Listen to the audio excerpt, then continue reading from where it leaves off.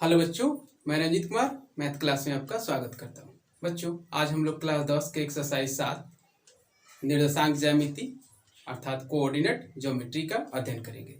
बच्चों, चैनल पे अगर आप नए हो तो इसे सब्सक्राइब करें, साथ ही बेल आइकन को दबा दें जिससे प्रत्येक नोटिफिकेशन आपको समय से मिलता रहे। आइए बच्चों, आज की क्लास से शुरू करते हैं। चैप्टर का नाम है बच्चों निर्देशांक ज्यामिति, जिसको हम लोग कोऑर्डिनेट ज्योमेट्री भी कहते हैं। सबसे पहले बच्चों हम लोग जाने कि निर्देशांक ज्यामिति किसे कहते हैं। तो निर्देशांक ज्यामिति गणित की वह शाखा है जिसमें ज्यामितीय समस्याओं का हल बीजगणित का प्रयोग कर ज्ञात किया जाता है। तो निर्देशांक ज्यामिति बच्चों गणित की वह शाखा है जिसमें हम लोग ज्यामितीय जो समस्या दिया रहता है उसका हल हम लोग बीजगणित के रूप में करके ज्ञात करते हैं। आइए बच्चों, चैप्टर के जो मुख्य बिंदु है उसको जाने। हम जानते हैं कि जब दो परस्पर लंबवत रेखा है किसी बिंदु O पर प्रतिच्छेद करते हैं तो तल 4/4 में बढ़ जाते हैं। कह रहा है हम जानते हैं कि जब दो परस्पर लंबवत रेखा है किसी बिंदु O पर प्रतिच्छेद करते हैं तो तल 4/4 में बढ़ जाते हैं। देख रहे हैं बच्चों, यहाँ पे एक लंबवत रेखा y अक्ष हो गया और यहाँ पे एक लंबवत रेखा x अक्ष हो गया। एक दूसरे को O बिंदु पे क्या कर रहा है, काट रहा है, यानी कि प्रतिच्छेद कर रहा है। तो यह 4/4 में बट गया। यही जो बच्चों खंड है, कहने का अर्थ कि x अक्ष और y अक्ष एक दूसरे को O बिंदु पे देख रहे हैं बच्चों, यहाँ पे काट रहा है। तो यह 4 खंड का निर्माण कर रहा है। इसे ही हम लोग बच्चों क्या कहते हैं, चतुर्थांश कहते हैं। यहाँ पे हमने लिख भी रखा है कि x अक्ष और y अक्ष तल को 4 खंडों में बांटते हैं, जिसे पाद या चरण या चतुर्थांश कहते हैं। x अक्ष और y अक्ष एक दूसरे को O बिंदु पे काटते हैं तो 4 खंडों का निर्माण होता है यहाँ पे, जिसे हम लोग पाद कहते हैं। इसी 4 खंडों को बच्चों हम लोग पाद के नाम से या चरण के नाम से या चतुर्थांश के नाम से जानते हैं। तो x अक्ष और y अक्ष एक दूसरे को O बिंदु पे प्रतिच्छेद करते हैं तो 4 खंडों का निर्माण होता है, जिसे हम लोग क्या कहते हैं, पाद कहते हैं या चरण कहते हैं या चतुर्थांश कहते हैं। ठीक है बच्चों। उसके बाद है कार्तीय तल। कार्तीय तल तो वह तल जिसमें दोनों अक्ष और चारों चतुर्थांश सम्मिलित है, वह कार्तीय तल या निर्देशांक तल कहलाता है। तो जब x अक्ष और y अक्ष एक दूसरे को बच्चों जब O बिंदु पे काटते हैं तो यहाँ पे 4 खंडों का निर्माण होता है। इसी 4 खंडों को तो हम लोग पाद कहते हैं। साथ ही जब यह दोनों खंड एक दूसरे को काटते हैं और इसी सब के सम्मिलित रूप को बच्चों हम लोग निर्देशांक तल कहते हैं, चाहे कार्तीय तल। यह जो आपको 4 खंड दिखाई दे रहा है, इसी चारों खंडों को मिला के हम लोग क्या कहते हैं बच्चों, इसको कार्तीय तल या निर्देशांक तल। उम्मीद करता हूँ बच्चों जो मैं बता रहा हूँ आप लोग को समझ में आ रहा होगा। कहने का अर्थ है कि x अक्ष और y अक्ष एक दूसरे को O बिंदु पे प्रतिच्छेद करते हैं अर्थात काटते हैं तो 4 खंड का निर्माण होता है। इसी सभी खंडों को मिलाने पे को हम लोग क्या कहते हैं, कार्तीय तल या निर्देशांक तल। ठीक बच्चों, याद है बच्चों, जब x अक्ष और y अक्ष एक दूसरे को O बिंदु पर प्रतिच्छेद करते हैं तो 4 खंडों में विभाजित होता है, जिसे हम लोग पाद या चरण या चतुर्थांश कहते हैं। तो प्रथम पाद में बच्चों जो चिन्ह होता है x मतलब प्लस प्लस होता है। x अक्ष का भी प्लस होता है और y का भी प्लस होता है। याद रहे बच्चों, जैसे ऐसे लिखा हुआ 2 3, तो इसमें x का वैल्यू क्या है बच्चों, यह है, और यह क्या है, y का वैल्यू है। यहाँ पे एक और हमने दर्शा रखा है कि x अक्ष को भुज कहते हैं और y अक्ष को कोटि कहते हैं। बच्चों, यह जो चैप्टर है निर्देशांक ज्यामिति परीक्षा की दृष्टि से काफी मुख्य है, सो आप लोग ध्यान से देखें। x अक्ष को भुज और y अक्ष को कोटि कहते हैं। जैसे इसमें दिया है 2 और 3, ऐसे क्वेश्चन में करके दिया हो 2 3, तो 2 को हम लोग x मतलब भुज कहेंगे और 3 को हम लोग कोटि कहेंगे। ठीक है बच्चों, यानी कि 2 को हम लोग भुज यहाँ पे कहेंगे और y को कोटि का दर्जा देंगे। तो जब x अक्ष और y अक्ष एक दूसरे को O बिंदु पे प्रतिच्छेद करते हैं तो चार खंडों का निर्माण होता है, जिसे हम लोग पाद कहें या चरण कहें या चतुर्थांश कहें। तो प्रथम पाद में बच्चों जो यह प्रथम खंड होता है, इसमें भुज का भी मतलब एक्स अक्ष का भी चिन्ह प्लस होता है, मतलब भुज का भी चिन्ह प्लस में और कोटि का भी चिन्ह प्लस में, यानी कि दोनों साइन क्या होता है इसमें प्लस प्लस। और द्वितीय पाद में भुज का बच्चों वाई एक्स हो जाता, भुज का यहाँ पे माइनस में हो जाता है और कोटि का यहाँ पे प्लस में होता है, यानी कि द्वितीय पाद में हम चिन्ह याद करेंगे क्या, माइनस प्लस। और तृतीय पाद में तो दोनों चिन्ह क्या होता है बच्चों, माइनस माइनस हो जाता है, यानी कि यहाँ पे भुज का भी माइनस में और कोटि का भी माइनस में। ये आपको ऑब्जेक्टिव में बच्चों इस तरह से कोई पूछ देता है, चतुर्थ पाद में प्लस और माइनस। तब प्रथम पाद में चिन्ह हो गया प्लस प्लस, द्वितीय पाद में माइनस प्लस, तृतीय पाद में माइनस माइनस, चतुर्थ पाद में प्लस माइनस। ठीक बच्चों, तो एक्स अक्ष को भुज कहेंगे और वाई अक्ष को कोटि कहेंगे। आइए बच्चों आगे देखते हैं। अगला पॉइंट है बच्चों, एक्स अक्ष वह सरल रेखा है जो क्षैतिज तल के समांतर होती है। यह एक्स अक्ष बच्चों वह सरल रेखा है, मतलब वह सीधी रेखा है जो इस तल के क्या होती है, तल का मतलब निचला सतह, उसी के समांतर होती है, यानी कि पैरेलल होती है। ठीक है बच्चों, एक्स अक्ष हमेशा जो होती है वह सरल रेखा है जो क्षैतिज तल के समांतर पैरेलल होती है, जबकि वाई अक्ष वह सरल रेखा है जो लंबवत होती है, यानी कि सीधी, लंब कहे तो सीधा का, यानी कि 90 डिग्री वाला। तो एक्स अक्ष वह सरल रेखा जो क्षैतिज तल के लंबवत, यानी कि हमेशा एक्स अक्ष ऐसे होगा, समांतर होगा, क्षैतिज तल के, तल का मतलब निचला सतह, यहाँ समांतर होगा, जबकि वाई अक्ष हमेशा लंबवत होगा, ऊपर नीचे होगा। ठीक है बच्चों, तो एक्स अक्ष वह सरल रेखा है जो क्षैतिज तल के समांतर होता है, और वाई अक्ष वह सरल रेखा है जो हमेशा क्षैतिज तल के लंबवत होता है, यानी कि ऊपर नीचे का बात किया जाए तो बच्चों वाई अक्ष हो जाएगा, ऊपर नीचे की तरफ होता है, और एक्स अक्ष का बात करें तो समांतर होता है। ठीक है बच्चों, तो दोनों में बिंदु को हम लोग समझे। अगला, एक्स अक्ष पर स्थित किसी बिंदु का निर्देशांक x0 होता है।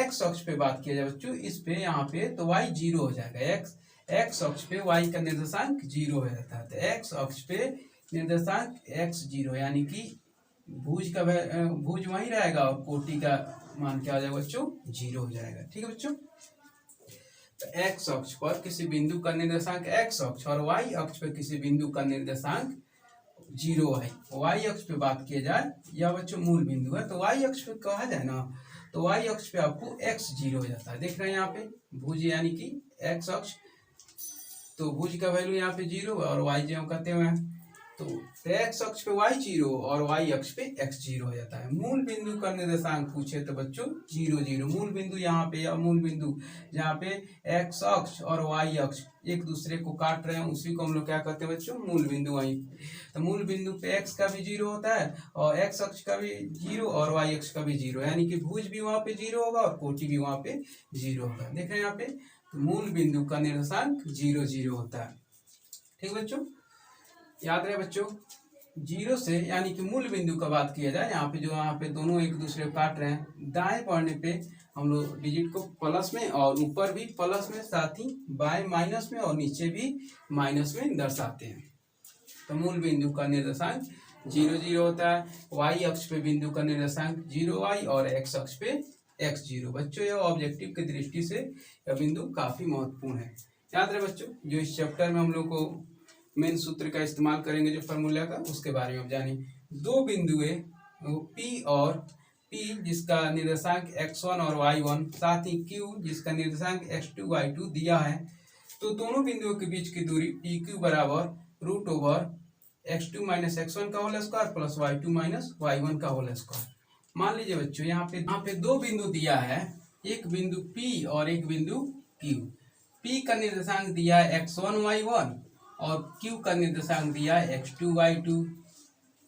तो P और Q दोनों के बीच की दूरी यह हो जाएगा, यहाँ से यहाँ के बीच की दूरी निकालने का फॉर्मूला x2 - x1, यानी कि x2 में से x1 को घटाएंगे, साथ ही y2 में से हम y1 को घटाएंगे।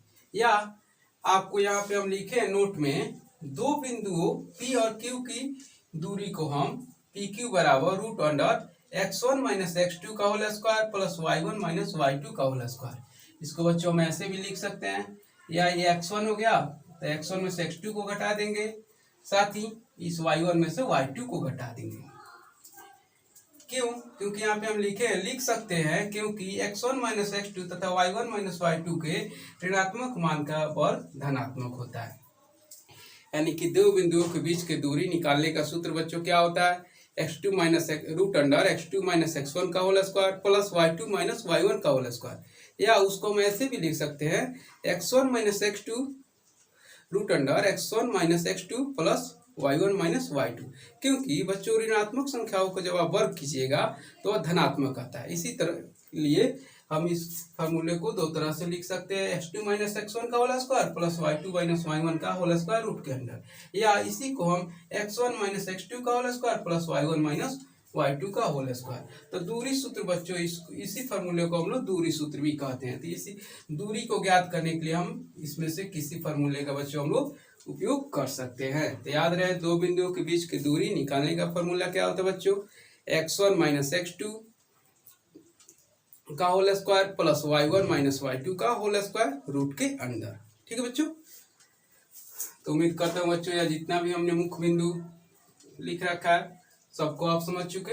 आइए कुछ बिंदु और है जिसको हम समझ के अपने चैप्टर की शुरुआत करें। अगला बिंदु है बच्चों, तीनों बिंदुएं संरेख होंगे यदि रेखाखंड PQ, QR और RP में से सबसे बड़े रेखाखंड की लंबाई शेष दो रेखाखंड की लंबाई के योग के बराबर हो। तीनों बिंदुएं संरेख होंगे, कहने मतलब कोई बच्चों रेखाखंड दिया हो, इस पे तीन बिंदु P, Q और R, तो कहता है यह फॉर्मूला क्या कहता है बच्चों कि ये जो PR है ना, यह PQ मतलब यह PQ के बीच की लंबाई और QR के बीच की लंबाई जो है PR के बराबर हो, तो कह सकते हैं तीनों बिंदुएं संरेख होंगे। कोई रेखाखंड दिया हो जिसपे तीन बिंदु, एक रेखाखंड यहाँ पे दिया हुआ PR जिसपे एक तीसरा बिंदु क्या है बच्चों Q स्थित है, तो तीनों बिंदु संरेख कब होंगे, तो जब PQ या P और Q के बीच की दूरी साथ ही Q और R के बीच की दूरी या PR के दूरी के बराबर हो, तो कह सकते हैं तीनों बिंदुएं संरेख होगी। तीन बिंदुएं संरेख होगी यदि ये दो बिंदुओं के बीच की दूरी या लंबी दूरी के बराबर हो, तो तीनों बिंदु क्या होंगे बच्चों संरेख होगी। अगला है बच्चों कि त्रिभुज PQR समबाहु त्रिभुज होगा यदि PQ बराबर QR बराबर RP, कहने मतलब बच्चों समबाहु त्रिभुज कोई कब होगा, तो सबसे पहले बच्चों यहाँ पे मान लीजिए P का निर्देशांक दिया हो और यहाँ पे Q का निर्देशांक दिया हो, यहाँ पे R का निर्देशांक दिया हो। एक त्रिभुज बच्चों समबाहु के लिए कंडीशन क्या होता है, तो किसी भी त्रिभुज में बच्चों यहाँ पे तीन बिंदु यहाँ पे होंगे, तो तीनों का अगर निर्देशांक दिया हो तो कह सकते हैं P और R के बीच की दूरी और Q और R के बीच की दूरी साथ ही और P और R के बीच की दूरी, कहने मतलब PQ और QR और साथ ही PR या तीनों आपस में बराबर हो, या तीनों दूरियां मतलब P और Q के बीच की दूरी क्या हो गया PQ, साथ ही Q और R के बीच की दूरी QR और P और R के बीच की दूरी क्या होगा बच्चों PR या RP कह सकते हो। तो यह तीनों दूरियां जब आपस में बराबर हो जाएंगे तो कहा जाएगा वह त्रिभुज क्या होगा समबाहु होगा। तो समबाहु के लिए कंडीशन क्या होता है कि तीन बिंदु दिया हो साथ ही तीनों का निर्देशांक दिया हो, तो तीनों की जब दूरी निकालेंगे और आपस में बराबर हो जाए तो बच्चों कहा जाएगा कि वह त्रिभुज समबाहु त्रिभुज होगा। समबाहु त्रिभुज के लिए कंडीशन होता है कि तीनों दूरी आपस में बराबर हो। साथ ही समद्विबाहु के लिए तो आप जानते हो बच्चों समद्विबाहु त्रिभुज वह होता है जिसकी दो भुजाएं आपस में बराबर हो। तो मान लीजिए बच्चों यहाँ पे कोई त्रिभुज दिया है, यहाँ पे कोई त्रिभुज दिया है, एक सेकेंड इसको इरेज कर दे रहे हैं बच्चों। मान लीजिए बच्चों यहाँ पे कोई त्रिभुज दिया है, साथ ही यहाँ पे तीनों का निर्देशांक दिया है, P का निर्देशांक भी दिया है, Q का निर्देशांक और साथ ही R का निर्देशांक।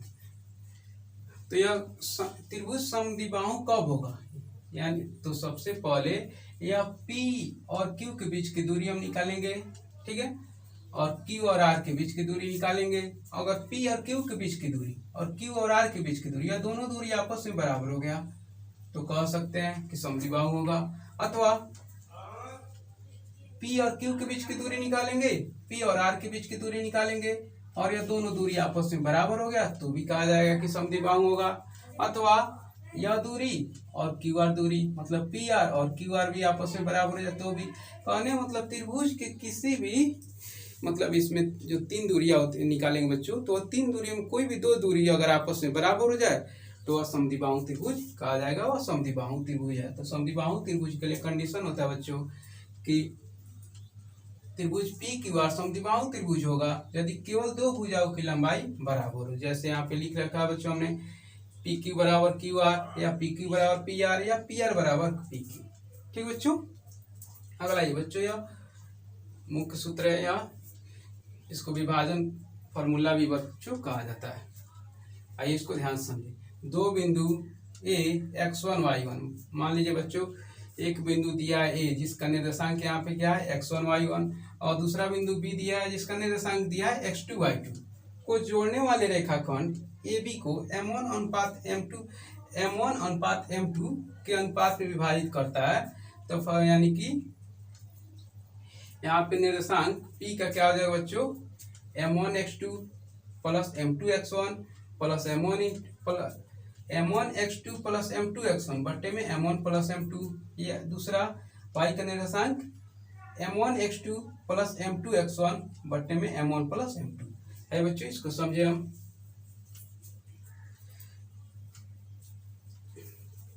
एक मतलब एक बिंदु P m1 और m2 अनुपात में विभाजित कर रहा है, जिसमें A का निर्देशांक आपको दिया है x1 y1, B का निर्देशांक दिया है x2 y2।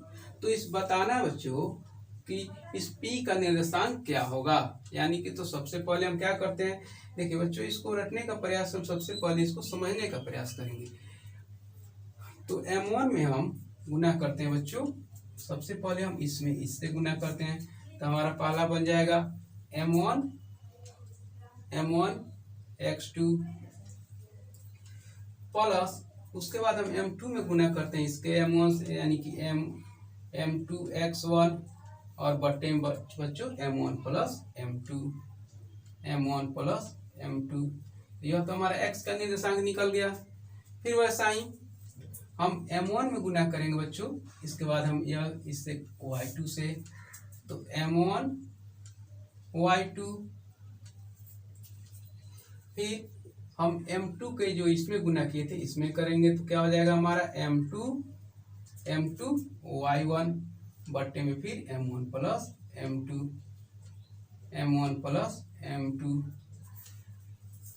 ठीक है बच्चों, यही आपको इसका निर्देशांक हुआ बिंदु P का। तो बच्चों हमने इस फॉर्मूला को समझा है कि कैसे इति करते हैं। फिर से एक बार रिपीट कर दे बच्चों, हम कोई एक रेखाखंड दिया हो A और B, AB रेखाखंड को P बिंदु m1 और m2 अनुपात में विभाजित कर रहा है, तो इसी P बिंदु का बच्चों निर्देशांक बताना है। ठीक है बच्चों, तो हम क्या करते हैं, मान लीजिए A का निर्देशांक x1 y1 दिया है और इसका निर्देशांक बच्चों दिया है x2 y1। तो सबसे पहले हम इसमें गुना करते हैं। ठीक है, तो हमारा क्या, आप इसमें भी कर सकते हो या इसमें भी, जो भी आप पहले चल सकते हो। सबसे पहले हम इसमें करें तो हमारा हो जाएगा m1 x2 plus m2 x1 बट्टे में m1 प्लस m2, यानी कि अनुपातिक जो योग होगा उसको जोड़ देंगे।